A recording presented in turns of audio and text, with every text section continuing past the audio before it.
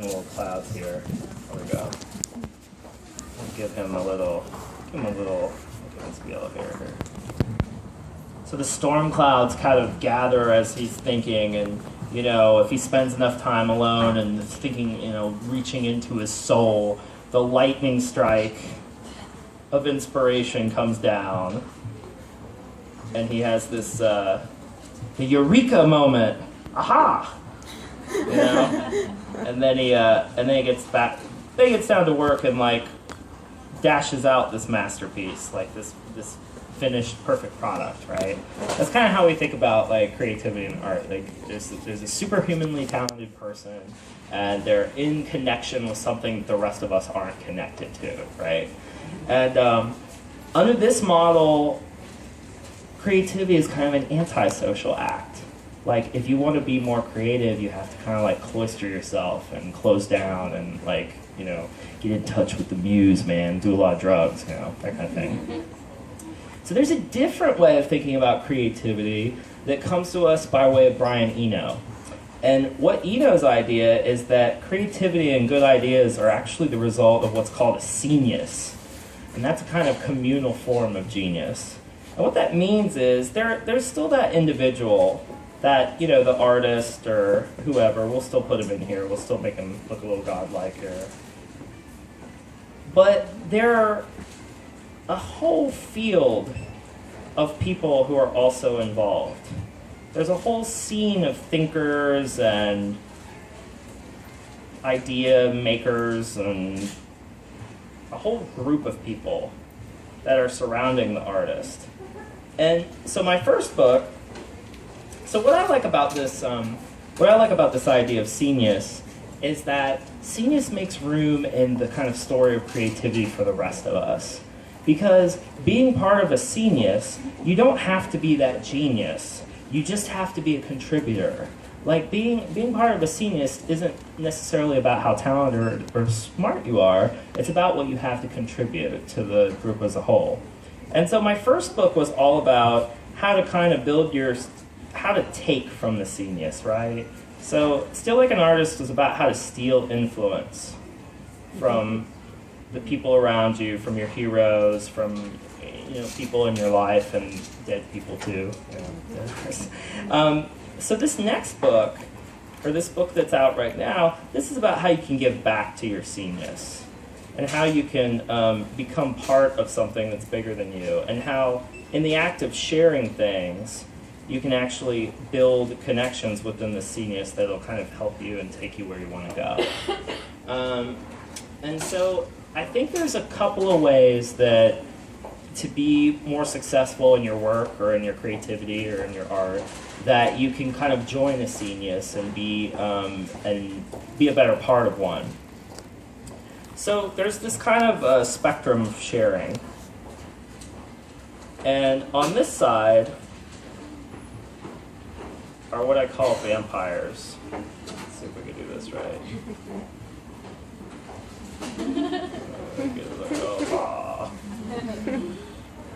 So these are the vampires. These are the people that just take and they don't give anything back. These are the lurkers, the hoarders, the people who just suck the energy from the scene and don't really contribute anything back. On the other side, we have what I like to call human spam. And you've probably run into these people. I'm going to read a little bit about human spam for you for a minute here, okay?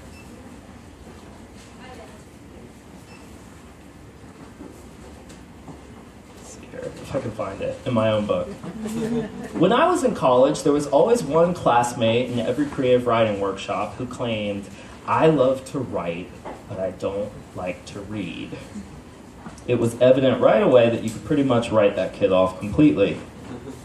Because as every writer knows, if you want to be a writer, you have to be a reader first. This is a quote from my friend Dan Shawn. He's a fiction writer and lives up in Cleveland. "The writing community is full of lame-o people who want to be published in journals even though they don't read the magazines that they want to be published in. These people deserve the rejections that they will undoubtedly receive, and no one should feel sorry for them when they cry about how they can't get anyone to accept their stories. I call these people This is me talking, not Dan anymore. I call these people human spam. They're everywhere, and they exist in every profession. They don't want to pay their dues. They want their piece right here, right now. They don't want to listen to your ideas. They want to tell you theirs. They don't want to go to shows, but they thrust flyers at you on the sidewalk and scream at you to come to theirs. You should feel pity for these people and their delusions. At some point, they didn't get the memo that the world owes none of us anything. Of course, you don't have to be a nobody to be human spam. I've watched plenty of interesting, successful people slowly turn into it. The world becomes all about them and their work. They can't find the time to be interested in anything other than themselves. No matter how famous they get, the forward-thinking artists today aren't just looking for fans or passive consumers of their work. They're looking for potential collaborators or co-conspirators. These artists acknowledge that good work isn't created in a vacuum, and that the experience of art is always a two-way street, incomplete without feedback. These artists hang out online and answer questions. They ask for reading recommendations. They chat with fans about the stuff that they love.